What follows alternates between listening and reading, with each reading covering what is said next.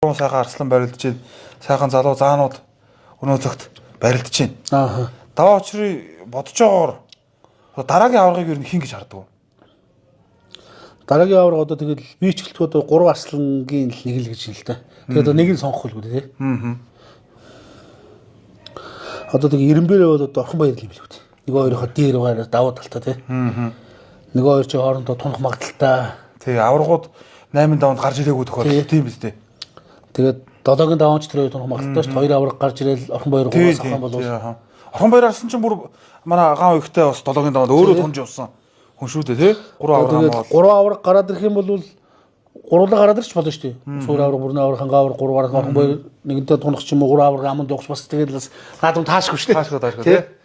Тэгэхээр ер нь л тэгээд том дэвжээ, том баяр наадам гэдэг бол том байдаг. Том чуулсан шахдаг юм шүү дээ тий.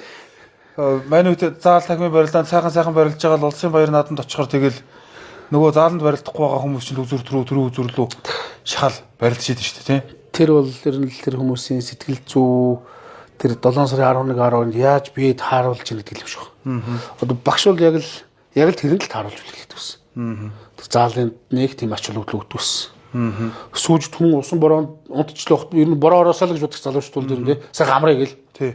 Тэгэд бороонд сандаг утгаарыг аваад нэг тавтаал барилтаал. Тэгэл одоо тэр өдрөөр л тааруулдаг ус тэр өдөр нь бороо орчих юм тэгэл ялчгүй хийдэг ус баг. Ер нь бол яг л тэгж наадмал зориул тэгэл тэр олон жил тэр шүүгэн дөрөвстэй барилцсан баг.